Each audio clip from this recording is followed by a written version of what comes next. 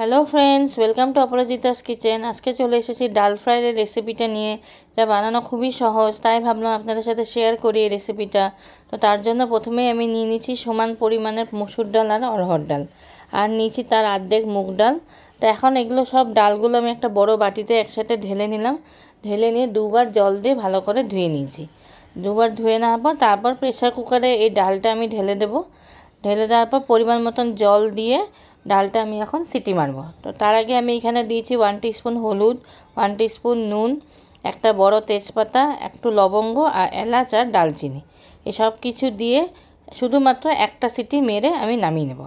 তারপর দিলাম হলো একটু টমেটো, আর দিয়েছি একটু সরষের তেল দিয়ে আমি এখন সিটি মারতে দেবো। তো সিটিটা একদম একটা সিটি মারলে কিন্তু আপনারা ইমিডিয়েটলি বন্ধ করে দেবেন আর সাথে সাথে খুলে দেবেন।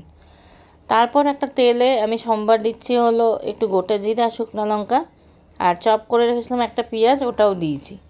তো ওটা দিয়ে কিছুক্ষণ ভালো করে ভেজে নেব। কিছুক্ষণ ভেজে নেওয়ার পর তারপর দিয়েছি হলো ওর মধ্যে টমেটো কুচি। টমেটোটাও এরকম ছোটো ছোটো করে চপ করে নিয়েছিলাম আমি, তো ওটা দিয়েছি। আর 1/2 টিস্পুন নুন দিয়েছি যাতে টমেটোটা তাড়াতাড়ি গলে যায়। তো এটা দেওয়ার পর আবার দিলাম হলো 1 টিস্পুন আদা বাটা, আর দিয়েছি হলো 1 টিস্পুন চপ করে রাখা রসুন বাটা, এটাও দিয়েছি। রসুনটাও চপ করে রেখেছিলাম, ওটাও দিয়েছি। দিয়ে ভালো করে এই মশলাটাকে ভেজে নেব। কিছুক্ষণ ভেজে ভেজে নেওয়ার পর এবার দেব কাঁচা লঙ্কা কুচি। এটাও আমি প্রায় 3-4টা কাঁচা লঙ্কা কুচি করে রেখেছিলাম, সেটা দিয়েছি। তো লঙ্কাটা আপনারা কম বেশি করতে পারেন।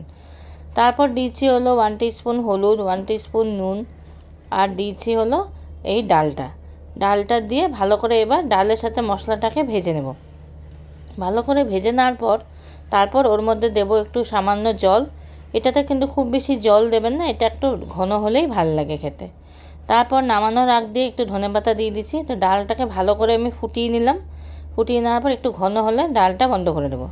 উল্টা দিকে আরেকটা কড়াইতে আমি একটা তড়কা দিয়ে দেবো। তার জন্য নিয়েছি হলে সামান্য একটু বাটার, শুকনো লঙ্কা, আর দিয়েছি হলো একটু হিং, আর চপ করে রাখা একটু রসুন ছিল, সেটাও ওর মধ্যে দিয়েছি।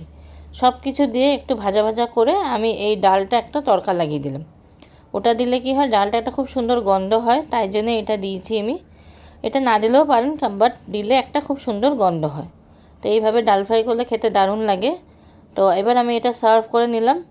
তো যদি আপনাদের আমার এই রেসিপিটা ভালো লেগে থাকে তো অবশ্যই একটা লাইক করে দেবেন, আর বাড়িতে অবশ্যই একবার ট্রাই করুন। আজকের জন্য টাটা, আবার আসবো আমি একটা নতুন রেসিপি নিয়ে।